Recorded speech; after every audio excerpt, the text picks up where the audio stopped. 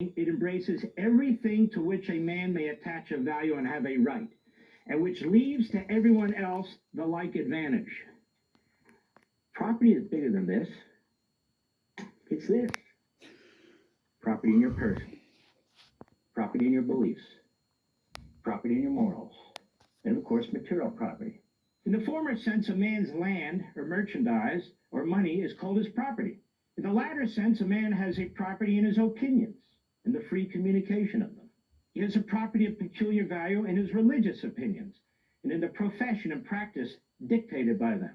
He has a property very dear to him in the safety and liberty of his person. He has an equal property in the free use of his faculties and free choice of the objects in which to employ them.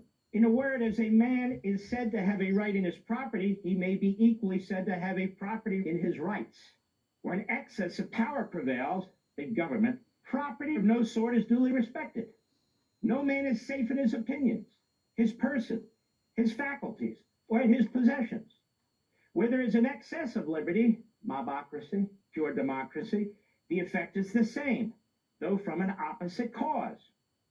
Government is instituted to protect property of every sort, as well that which lies in the various rights of the individuals, as that which the term particularly expresses, this being the end of government, that alone is a just government, which impartially secures to every man whatever is his own, right in your person, right in your faith, right in your property. According to this standard of merit, the praise of affording a just securing to property should be sparingly bestowed on a government, limited government, which, however scrupulously guarding the possessions of individuals, does not protect them in the enjoyment and communication of their opinions.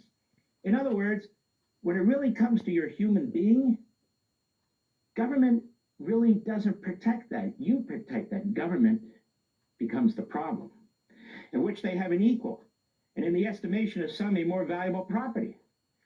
The Democrat Party, the radical left ideology, the Marxist ideology. Government is more important than any individual right, period. More sparingly, should this praise be allowed to a government where a man's religious rights are violated by penalties, or fettered by tests, or taxed by a hierarchy. Conscience is the most sacred of all property, conscience, morality. Other property depending in part on positive law, that is, the exercise of that being a natural and unalienable right. And the reporter for Politico, I think she was on MSNBC, said, what's all this natural, unalienable right stuff? We got our rights from Congress and so forth.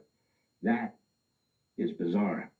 To guard a man's house as his castle, to pay public and enforce private debts with the most exact faith, can give no title to invade a man's conscience, which is more sacred than his castle, or to withhold from it that debt of protection for which the public faith is pledged by the very nature and original conditions of the social pact.